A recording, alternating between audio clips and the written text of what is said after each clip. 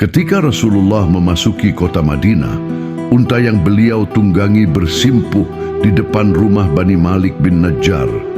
Maka beliau pun turun dari atasnya dengan penuh harapan dan kegembiraan.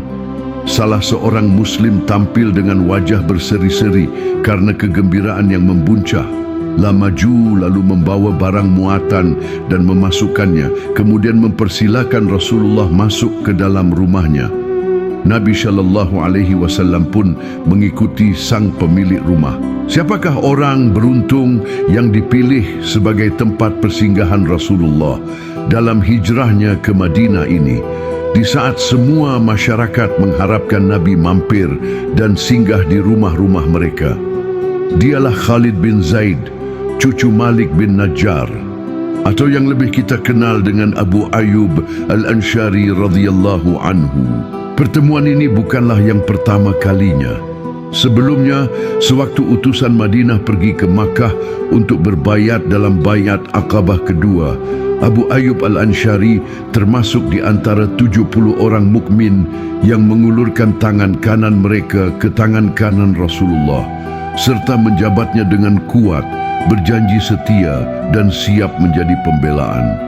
Dan kini ketika Rasulullah SAW bermukim di Madinah dan menjadikan kota itu sebagai pusat agama Allah, maka nasib mujur yang sebesar-besarnya telah terlimpahkan kepada Abu Ayyub, karena rumahnya dijadikan tempat pertama yang didiami Rasulullah. Beliau pun tinggal di rumah itu hingga selesainya pembangunan masjid dan bilik beliau di sekitarnya. Kedermawanan Abu Ayyub. Abdullah bin Abbas menceritakan suatu hari Abu Bakar keluar di siang hari. Saat matahari sedang panas-panasnya, Umar melihat Abu Bakar, kemudian ia bertanya, "Apa yang menyebabkanmu keluar di jam-jam seperti ini, Abu Bakar?" "Tidak ada alasan lain yang membuatku keluar rumah kecuali aku merasa sangat lapar," jawab Abu Bakar. Umar menanggapi, "Aku pun demikian, demi Allah, tidak ada alasan lain yang membuatku keluar rumah, kecuali aku merasa sangat lapar," jawab Abu Bakar. Umar menanggapi, "Aku pun demikian, demi Allah, tidak ada alasan lain yang membuatku keluar kecuali itu." Saat keduanya dalam keadaan demikian, Rasulullah keluar dan menghampiri keduanya. Beliau bersabda, "Apa yang menyebabkan kalian keluar pada waktu seperti ini?" Keduanya mengatakan, "Tidak ada yang menyebabkan kami keluar kecuali apa yang kami rasakan di perut kami. Kami merasa sangat lapar." Kemudian Rasulullah bersabda, "Aku juga. Demi zat yang jiwaku berada di tangannya, tidak ada hal lain yang membuatku keluar kecuali itu. Ayo berangkat bersamaku." Ketiganya pun beranjak. Mereka menuju rumah Abu Ayyub Al-Ansyari. Setiap hari Abu Ayyub tiada hentinya menyediakan makanan untuk Rasulullah. Jika istri-istri beliau tidak punya sesuatu untuk dimakan, beliau biasa ke rumah Abu Ayyub. Ketika ketiganya sampai di rumah Abu Ayyub, istri Abu Ayyub, Ummu Ayyub, mengatakan, "Selamat datang Nabi Allah dan orang-orang yang bersama Anda." Rasulullah bertanya, "Di mana Abu Ayyub?" Abu Ayyub yang sedang bekerja di kebun kurma mendengar suara Nabi SAW. Bersegera menuju rumahnya dan berkata, "Marhaban untuk Rasulullah dan orang-orang yang bersamanya."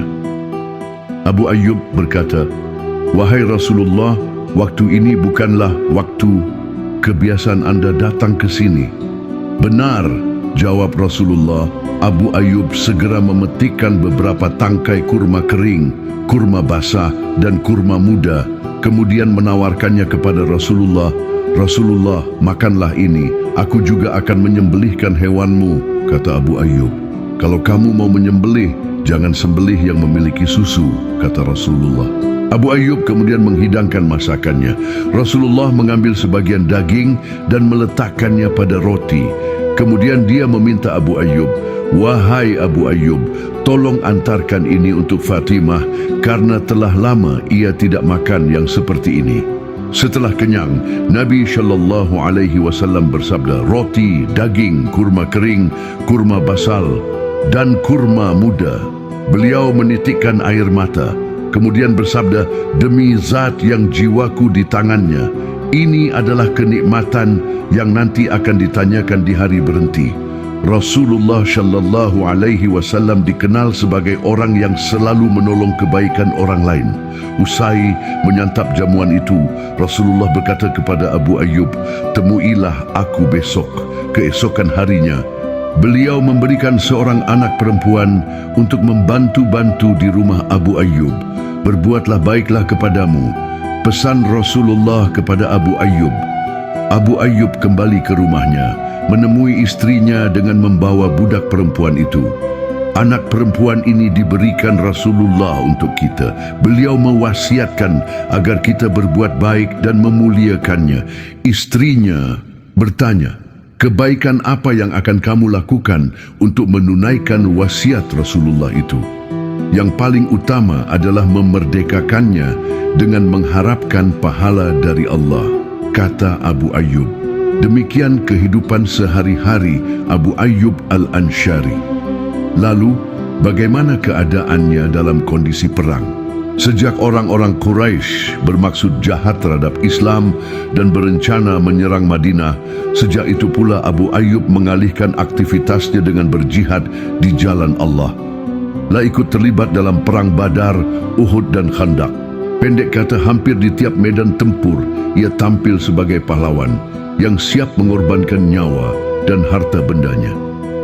Semboyan yang selalu diulang-ulangnya, baik malam ataupun siang, dengan suara keras atau perlahan, adalah firman Allah Subhanahu wa Ta'ala. Berjuanglah kalian, baik di waktu lapang maupun waktu sempit. QS At-Taubah 41. Dikatakan, tidak ada satu perang pun di zaman Rasulullah yang tidak ia ikuti. Setelah Rasulullah wafat, ia tetaplah seorang mujahid. Perang terakhir yang ia ikuti adalah saat Muawiyah menyiapkan pasukan di bawah kepemimpinan anaknya, Yazid, untuk menaklukkan Konstantinopel. Saat itu Abu Ayyub telah menginjak usia 80-an tahun, tapi tidak membuat ia gengsi untuk berada di bawah kepemimpinan anak muda yang bernama Yazid. Di usia yang senja itu, beliau tetap bersemangat mengarungi lautan, menggapai pahala jihad. Baru saja menginjakkan kaki di sedikit wilayah musuh, ia jatuh sakit. Sehingga tak dapat turut serta lagi dalam peperangan, Yazid menjenguknya dan bertanya, apakah Anda mempunyai keinginan? Sampaikan salamku kepada pasukan kaum muslimin. Katakan pada mereka, jarak tempuhlah wilayah musuh sejauh mungkin dan bawa jasadku bersama kalian, agar kalian menguburkannya di bawah kaki kalian di sisi benteng Konstantinopel. Abu Ayyub Al-Ansyari wafat pada tahun 52 Hijriah, dimakamkan di sisi benteng Konstantinopel.